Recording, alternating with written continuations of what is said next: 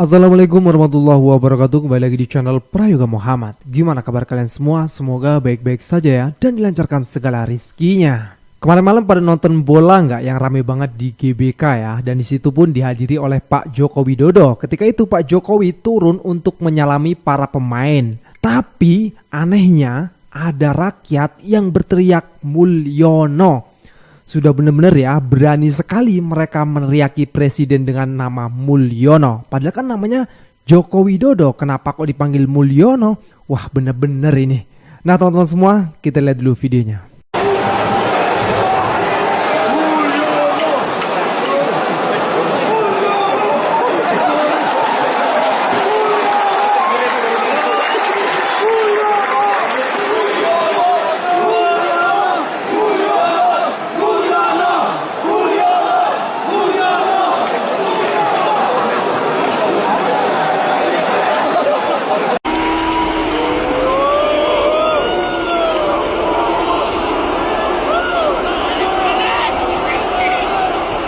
Seperti tak punya wibawa lagi ya.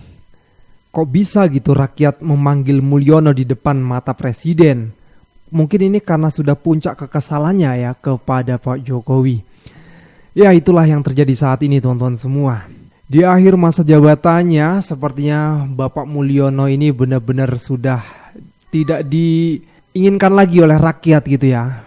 Karena 1 bulan lagi loh Pak Jokowi akan lengser digantikan oleh Pak Prabowo. Lalu bagaimana kelanjutannya nanti ketika Pak Jokowi sudah lengser? Kita lihat videonya. Dulu banyak pendukung Jokowi yang bilang, Jokowi itu keren, gak lemdak presidensi, padahal udah akhir masa jabatan. Ternyata mitos itu patah. Di GBK kemarin kita saksikan Jokowi dipermalukan di hadapan seluruh masyarakat Indonesia. Diteriakin Mulyono, diteriakin bajingan. 20 tahun dia membangun kehormatan dalam karir politiknya. Tapi sekarang sudah hancur, itu semua selesai. Masyarakat kita had enough dengan Mulyono dan juga segala tipu-tipunya. Apa itu lemdak presidensi? Kalau menurut banyak ahli, intinya sih lemdak presidensi itu ketika presiden di akhir masa jabatannya mulai kehilangan pengaruh, mulai kehilangan kekuatan, mulai tidak didengar oleh banyak elit politik. Nah, kemarin-kemarin Jokowi katanya nggak kayak gitu tuh, dengan dia bisa menyandra semua partai politik. Tapi sekarang gak terbukti. Jokowi mulai melemah, gak ada parpol yang ngebela dia. Yang ngebela dia cuman ketua projo namanya Budi Ari, yang bilang kalau akun Fufu Fafa itu bukan punya Gibran. Ngapain sih lo ikut-ikutan? Jubir keluarga Mulyono lo tuh main Kominfo, urusin aja pusat data itu yang bocor. Aduh, ini jadi satu pertanda, pelajaran bahwa di bangsa ini tidak boleh ada yang memainkan kekuatan dan hak daripada rakyat. Kalau lo melenceng, melakukan nepotisme secara telanjang, merusak demokrasi secara terbuka, membiarkan korupsi menjadi alat politik, ya udah, siap-siap aja. Rakyat akan memukul balik dan menghukum balik kekuasaan. Dan yang lebih seru lagi adalah Prabowo diam. Prabowo diam soal jet pribadinya Kaisang. Prabowo diam soal akun kaskusnya Gibran. Prabowo diam soal Jokowi yang diteriaki Mulyono. Ada manuver tingkat tinggi di antara para elit. Dan gue yakin 20 Oktober nanti ketika presiden baru dilantik, Mulyono dan keluarganya akan kehilangan kekuasaan. Begitupun dengan Gibran yang terancam akan dimakzulkan ketika dia telah menjadi wapres. Menarik sekali politik Indonesia hari ini, tsunami politik. Kawal terus teman-teman, mari kita buktikan kalau di negeri ini kita gak mengenal raja-rajaan memimpin republik ini. Kita mengenal presiden, dan kita tahu presiden itu bawahannya rakyat, pelayannya rakyat. Jadi harus nurut sama rakyat. Kalau nggak nurut, ayo kita sikat dasar Mulyono. Wah, gue suka nih kata-kata terakhir. Presiden itu adalah pelayan rakyat. Memang sejatinya pejabat itu adalah melayani rakyat ya. Tapi kok per hari ini malah justru sepertinya rakyat yang melayani pejabat. Bukannya itu terbalik ya. Kalau kata Bang Panji itu, kenapa sih kok malah sekarang justru rakyat yang harus hati-hati bicara dengan pejabat? Harusnya pejabatlah yang harus hati-hati menyusun kata-kata untuk bicara dengan rakyatnya. Oke teman-teman, kita lanjut lagi. Ini perkara hal ini ya, gue sih gak heran kalau si Budi itu bela mati-matian soal jet pribadi yang pakai Kaisang sama si Erina. Katanya kan wajar, Erina udah hamil 8 bulan, jadi gak bisa naik angkutan umum. Jadi nggak ada urusan pak, bedanya kalau pakai jet pribadi lebih bebas aja. Kalau sewaktu-waktu tuh tiba-tiba bayi brojol. Sedangkan kalau commercial flight aturannya memang agak lebih ketat karena mereka ogah sebenarnya nurunin satu orang untuk mendarat di Taiwan buat lahiran gitu. Boncos, mereka nggak mau, males. Yang bikin gue greget nih ya, orang-orang masih aja ngotot ini tuh bukan gratifikasi. Si Budi sendiri bilang temennya Kaisang yang minjemin. Tapi emangnya kalau temennya udah pasti gitu bebas dari gratifikasi? Gimana kalau temennya itu ada kepentingan untuk ngerunning bisnis di Indonesia? Orang keluarganya Jokowi yang megang kekuasaan di Indonesia, Kaisang anaknya Jokowi, sekaligus adiknya Fufu Fafa. Itu namanya gratifikasi terselubung. Bukan sekedar pinjem-pinjeman doang, anjrit. Terus yang lebih parah nih ya, ini netizen-netizen para buzzer volunteer ini masih belain keluarganya Jokowi dan nuduh kita yang kritis sama kejadian ini itu kayak nyebar kebencian keluarganya Jokowi. Padahal kita itu buka fakta ya di sini. Gimana nggak bikin orang mikir kalau anak presiden enak-enakan terbang ke LA pakai jet pribadi, sedangkan dana buat itu bisa jadi gratifikasi. Kalian paham nggak sih gratifikasi itu apa? Sekolah deh. Jadi sebenarnya masalahnya itu bukan cuma pinjem jet pribadi atau karena Erina hamil, ini lebih soal transparansi dan gimana kita sebagai rakyat bisa percaya sama pejabat publik kalau urusan kayak gini dibiarkan tanpa pengawasan. Gimana menurut kalian? Coba komen di comment section, kena lo. Fufu Fafa. Fufu Fafa. Fufu Fafa. Tolonglah aku yang sedang bingung. Aduh, bingung banget ya. Banyak banget pro dan kontranya. Ada yang bilang katanya pemilik akun anak Mulyono, ada yang bilang yang bikin anak Abah karena kesel sama pemenang. Sebenarnya anak siapa sih? Mungkin gak sih anak Konda? Tapi emang harus diakuin sih, nyari pemilik akun nama Fufu Fafa tuh gak gampang tau. Wah, susah banget pasti tuh. Mungkin kalau Vivi, Fofo, Fafa, Vivi masih gampang lah. Ini Fufu Fafa, F-nya 4, U2, A2. Negara kita belum punya teknologi secanggih itu. Atau bisa jadi nyari pemilik akun Fufu Fafa tuh kayak mau ngeberantas korupsi. Sebenarnya mah gampang, cuman mau apa enggak doang kali ya.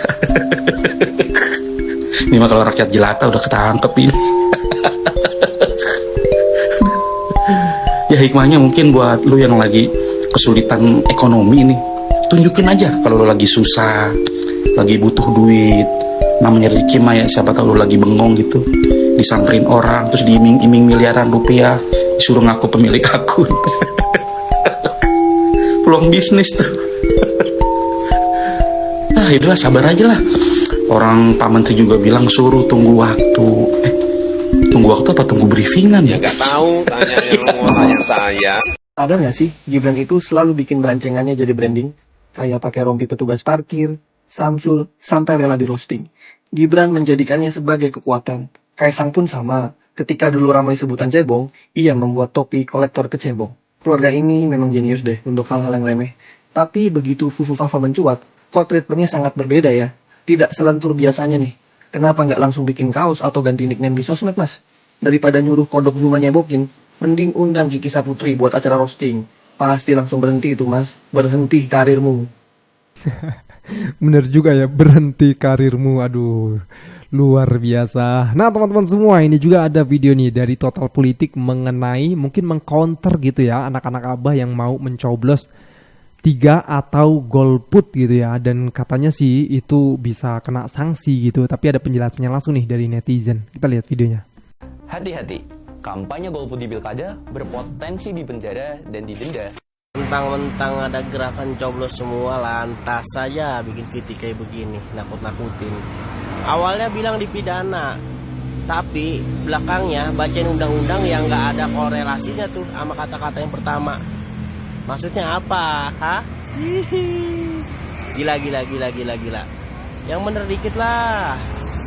Yang kalau bilang dipidana awalnya bacain undang-undangnya yang ada korelasinya. Jangan yang nggak nyambung kayak gitu. Jangan nakut-nakutin masyarakat pakai undang-undang. Kesian masyarakat yang awam. Assalamualaikum, nih saya jawab nih Bang ya. Bang, jadi gerakan coblos semua itu bukan memecah belah.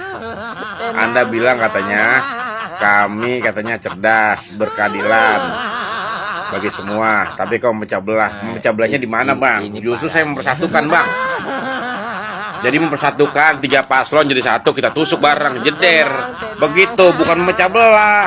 Kalau saya memecah belah nih, ayo RW sekian milihnya ini aja, RW sekian milihnya ini aja, RW sekian milihnya ini aja. Itu namanya memecah belah. Saya mempersatukan, Bang. Mempersatukan. Jadi biar adil. Kita coblos semua. Jangan pada ribut. Gitu. Gimana sih ente? Ini nih yang akhirnya dipusingin sama partai PKS nih. Entah ya guys, si Oren ini masih punya malu atau enggak ya, atau memang urat malunya sudah putus ya.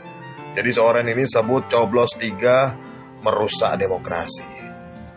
Lebih rusak mana dengan Kiples? Harusnya kamu tahu diri lah, ya kan? Jadi alasan kamu itu yang kamu kasih tahu kepada masyarakat ini nggak masuk akal. Ya kan, mengusung kader sendiri.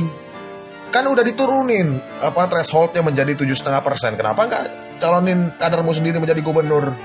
Gabung-gabung ke sana, bilang aja kau mau jatah menteri.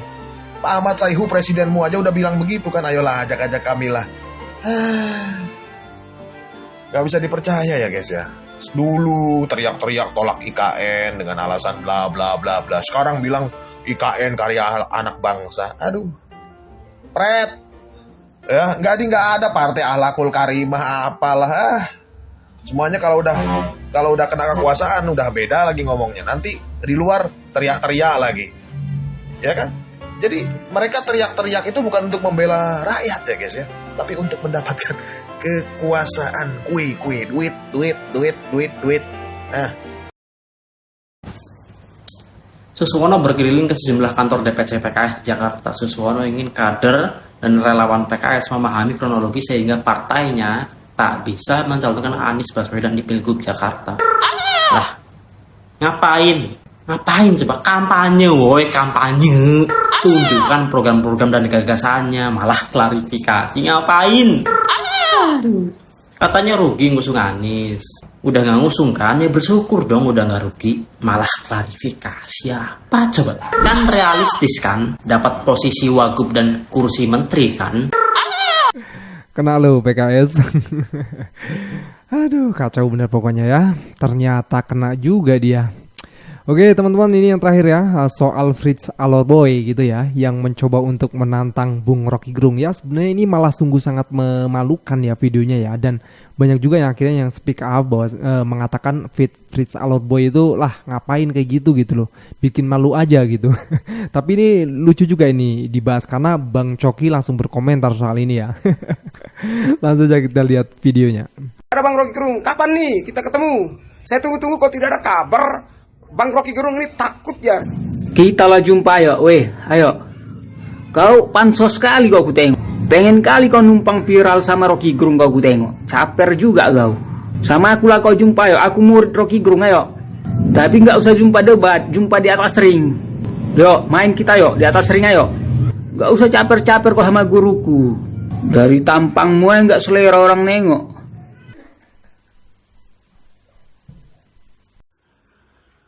Pris Alorboy.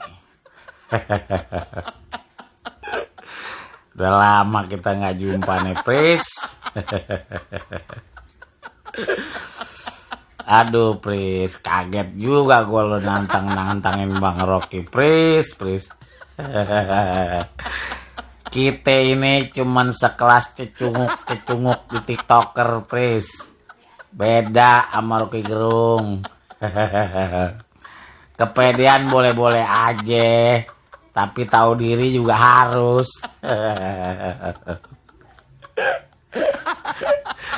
Aduh, Pris, kalau kampanye masih makan nasi kotak, jangan nantangin dia dah. Malu gue sebagai temen lo. Aduh. Udah orderan kita sebatas 5 tahunan sekali, Pris. Pikirin kontrakan sama makan warteg gimana caranya bisa ngutang dulu. Pris. Dah. Gue delete juga lo jadi temen ah, malu-maluin. Aduh. Gue denger kata-kata dari Bang Coki ini nggak kuat nahan tawa ya. Tapi emang benar apa yang dikatakan oleh Bang Coki ya. Lucu juga Bang Fritz Alorboy ini. Aduh, ngapain sih pakai nantang Bung Rocky Gerung. Aduh, mending ngacot dulu ya. Oke teman-teman semua, udah cukup ya. Jangan lupa untuk berikan komentar dan kritikan kalian di bawah ini. Jangan lupa juga untuk like, subscribe channel ini. Sekian dari gue Prayoga Muhammad. Wassalamualaikum warahmatullahi wabarakatuh.